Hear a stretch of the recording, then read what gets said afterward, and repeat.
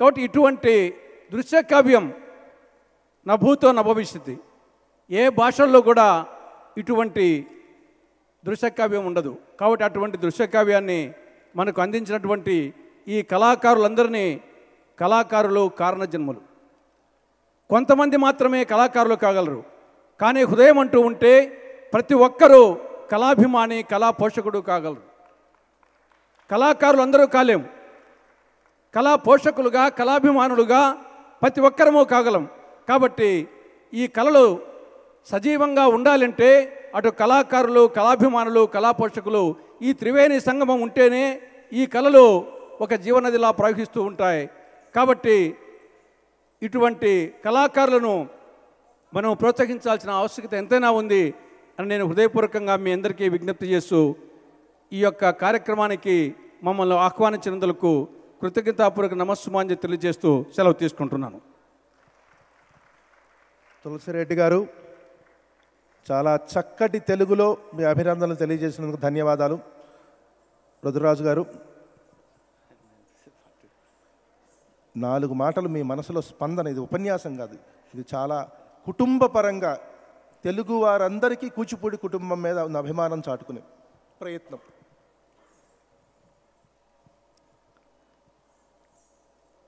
విచ్చేసినటువంటి అందరికీ నా హృదయపూర్వక నమస్కృతులు తెలియజేస్తూ, ఈ 2 గంటల కాలం కూడా మర్చిపోయే రీతిలో మీరు చూపినటువంటి అటు నాట్యం కావచ్చు, అదేవిధంగా మీలో ఉన్నటువంటి ఆ కళామ తల్లి ఒక్కసారి బయటకు వచ్చి అన్నీ మరచి దానిలో లీనమైనట్టుగా మీరు చేసినటువంటి నటన నిజంగా మమ్మల్ని ఎంతో రంజింపచేసిందని చెప్పి ఈ సందర్భంగా తెలియజేస్తా ఉన్నా. మేము అనుకోని అతిథులుగా వచ్చాం. ఎందుచేతనంటే ఎక్కడికో వచ్చి మరి మండలి బుద్ధప్రసాద్ గారితో కలిసి రావడం ద్వారా ఈ మహద్భాగ్యం కలిగిందని చెప్పి మీ అందరినీ చూసేటువంటి ఒక చక్కని అవకాశం కలిగినందుకు ప్రప్రదంగా మరి మీ అందరికీ కూడా నా హృదయపూర్వక నమస్కృతులు మరొకసారి తెలియజేస్తూ, ఈ శశిరేఖ పరిణయ మరి ఈ దృశ్య కావ్యంలో పాలు పంచుకున్నటువంటి నటీనటులందరికీ కూడా నా ప్రత్యేకమైనటువంటి అభినందనలు తెలియజేస్తా ఉన్నాను. మీరు చూపినటువంటి ఈ నటన, మీ ఆహార్యం కావచ్చు, లేకపోతే వాచకం కావచ్చు, అది మరి ముఖ్యంగా చూసినట్లయితే అక్కడ కూర్చుని వారు పాడేటువంటి పాటలు వింటుంటే అసలు నిజంగా ఆ భాష యొక్క మాధుర్యాన్ని నిజంగా ఈ 2 గంటలు కూడా తన్మయంతో మేము మరి ఉన్నామని చెప్పి నేను హృదయపూర్వకంగా తెలియజేస్తా ఉన్నా. నిజంగా ఆ వయసులో కూడా అంత చక్కని ఆమె గారు, అంత నాకు పేరు తెలియదు కానీ వారు చేసినటువంటి వారు పాడినటువంటి ఆ విధానం కానీ దాంట్లోని మాధుర్యం కానీ నిజంగా మమ్మల్ని అందరినీ కూడా పరవశింపచేసిందని చెప్పి ఈ ప్రత్యేక సందర్భంలో తెలియజేస్తూ, మరి ముఖ్యంగా ఆనంద్ గారి గురించి నేను చెప్పాల్సినటువంటి అవసరం లేదు. ఇంతటి బృహత్ కార్యక్రమాన్ని మరి ఆయన ఎంతో విజయవంతంగా ముందుకు తీసుకువెళ్తున్నటువంటి వారికి నా ప్రత్యేకమైనటువంటి అభినందనలు, నమస్కృతులు తెలియజేస్తూ, రాబోయేటువంటి 2 రోజులు కూడా మరింత విజయవంతంగా తీసుకువెళ్ళటానికి అందరి సహకారం ఉండాలని చెప్పి, మీరు చేసినటువంటి ఈ చక్కని ఈ దృశ్య కావ్యాన్ని మరి కనుల విందుగా వీక్షించినటువంటి ప్రేక్షకులందరూ కూడా ఖచ్చితంగా మిమ్మల్ని ఎప్పుడూ కూడా గుర్తుపెట్టుకుంటారని తెలియజేస్తూ మీ అందరికీ నా నమస్కృతులు. సెలవు. ఇప్పుడు మన సిలికాన్ ఆంధ్రాకి, కూచిపూడికి ఆత్మీయులు, ఆప్తులు బుద్ధప్రసాద్ గారిచే పసుమర్తి రామలింగ శాస్త్రి గారికి, దీని అంతటికీ ప్రాణం పోసినటువంటి సృష్టికర్త వారికి సత్కరించవలసిందిగా కోరుతుంది.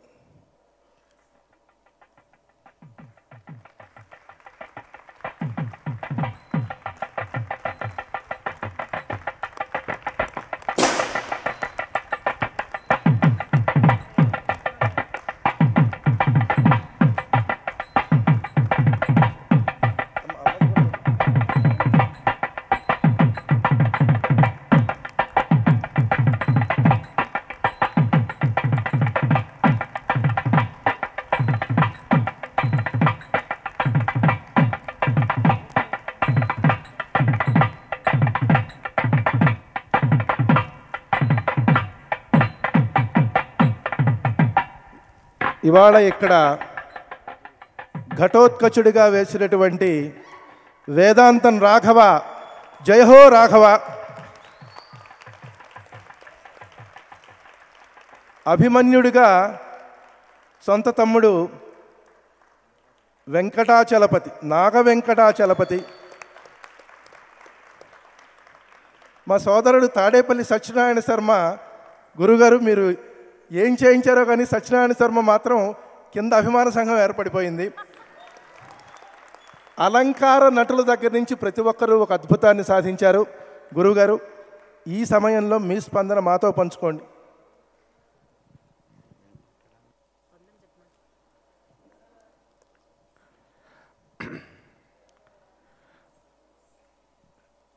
నేనంత గొప్పగా మాట్లాడలేను, అయితే రెండే మాటలు చెప్తాను. ఇది సమిష్టి కృషి, మీ అందరం కలిసి చేసిన కృషి, నా ఒక్కడిది కాదు. అర్థమైందండి? It's a team work. అందరూ కలిసి చేశారు. అందరికీ, ఇందులో పాల్గొన్న ప్రతి ఒక్కరికి, అలాగే నాట్యం మేము చేసాం కానివ్వండి, దీని వెనక the struggle behind the curtain, Anand గారు వాళ్ళ టీం వాళ్ళు ఇచ్చిన మాకు ఈ సపోర్టు అంత చాలా గొప్పది. వాళ్ళందరికీ నేను మనస్ఫూర్తిగా ధన్యవాదాలు తెలుపుకుంటూ మాకు ఈ అవకాశాన్ని ఇచ్చినందుకు చాలా చాలా కృతజ్ఞతలు తెలుపుకుంటూ సెలవు తీసుకున్నాను. అదేవిధంగా మరి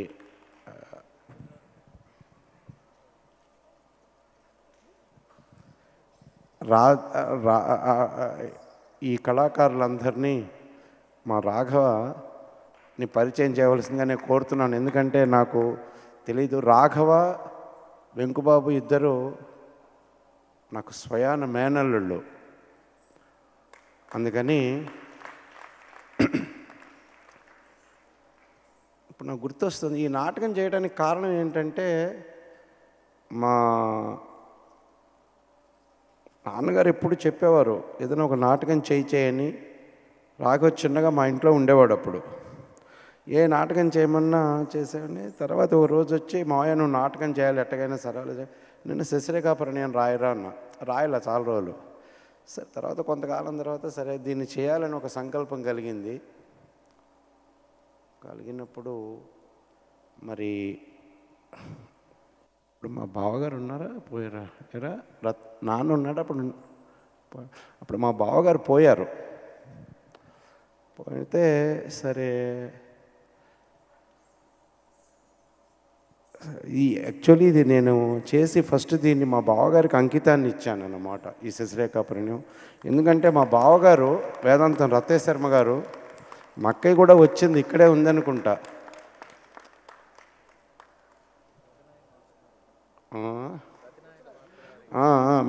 ప్రతినాయక పాత్రధారి ఆయన. హిరణ్యకశిపుడు ఏంటి ఇవన్నీ రాజు వేషాలన్నీ ఆయనే వేసేవారు మహంకాళి సత్యనారాయణ శర్మ గారు. తర్వాత చేయమంటే సరే ఏరా అంటే చేద్దాం మావయ్య అన్నాడు. దీని ఇంత రూపుదిద్దుకోవటానికి దీని వెనకాల దేనికే కానీ ఏదైనా నిలవాలంటే 4 ఉండాలి, 4 వేదాలు అన్నారు. అలాగే నలుగురు దీనికి ముఖ్యం వెనకాల. రాఘవ, వెంకు, శాస్త్రి, ముగ్గురు. 4వది ఎవరయ్యా అంటే నేను. నాకు కావాల్సినవన్నీ సదుపాయాలు రాఘవ, వెంకు, మా శాస్త్రి అందరూ ఇట్లండి నాన్న కరా దా పర్వాలేదురా దారా కమ్య దా వెంకు రండి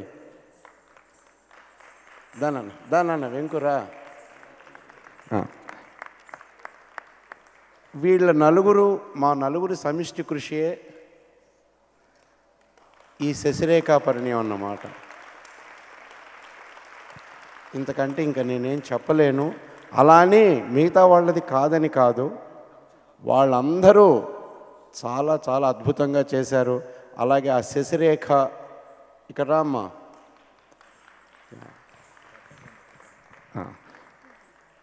ఈమె కూడా చిన్నప్పటి నుంచి నా దగ్గరే నేర్చుకున్నది. ఇంక ఇదే ఆఖరి అనుకుంటే తను అమెరికా వెళ్ళిపోతుంది పై చదువులకి.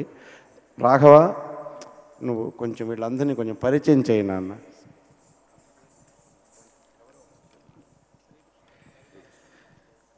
ముఖ్యంగా ఈరోజు ఈ యక్షగానంలో పాలుపంచుకున్న ఇతర కళాకారుల్లో ముఖ్యుడు బలరాముడుగా మా సోదరులు గురు శ్రీ హరి రామ్మూర్తి గారు.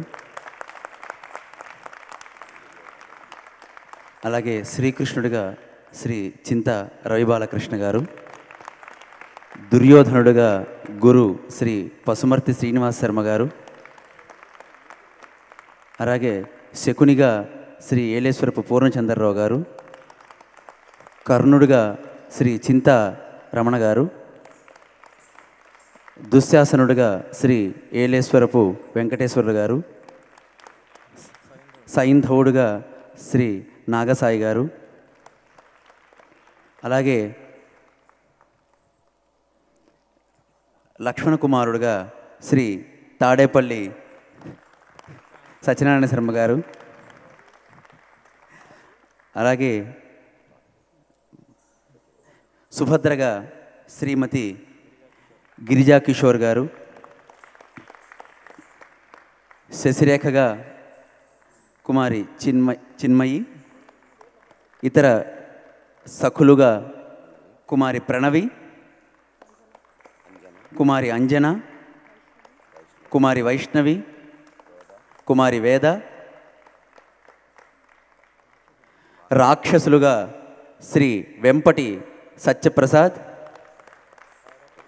తాడేపల్లి సాయికిష్, అలాగే బ్రాహ్మణులుగా యాదవులుగా శ్రీ హరి మంగళం గారు, మంగళంపల్లి హరి గారు, మోహన్ రావు గారు, అలాగే వాద్య సహకారం అందించిన వారు మృదంగంపై శ్రీ రాజగోపాలాచారి గారు, వయలిన్ శ్రీ దినకర్ గారు, ఫ్లూట్ శ్రీ మురళి గారు, వీణ శ్రీ విఎల్ నారాయణ గారు, అలాగే స్పెషల్ ఎఫెక్ట్స్ శ్రీ జయకుమార్ ఆచారి గారు, మా అందరికీ ఇంతటి చక్కటి ఆహార్యాన్ని అందించిన వారు శ్రీ సురభి హిమకుమార్ గారు, అలాగే మాకు స్టేజ్ మీద కావాల్సిన వస్తువులన్నింటినీ సమయానికి సమకూర్చిన వారు శ్రీ హిమకుమార్ అండ్ బృందం, ఫ్లూట్ శ్రీ మురళి గారు. వీరందరికీ ప్రతి ఒక్కరికి ఒకవేళ ఎవరినన్నా మేము మర్చిపోయి ఉంటే క్షమించండి. ఆఖరిగా చివరిగా చెప్పవలసిన వారు దీనికి సంగీతం మరియు గాత్ర సహకారం అందించిన వారు శ్రీ దండిపొట్ల శ్రీనివాస వెంకట శాస్త్రి గారు, అలాగే శ్రీమతి పద్మా రామలింగ శాస్త్రి గారు. ప్రతి ఒక్కరికి పేరు పేరున మా ధన్యవాదాలు తెలియజేసుకుంటూ ఈరోజు సెలవు తీసుకుంటాం.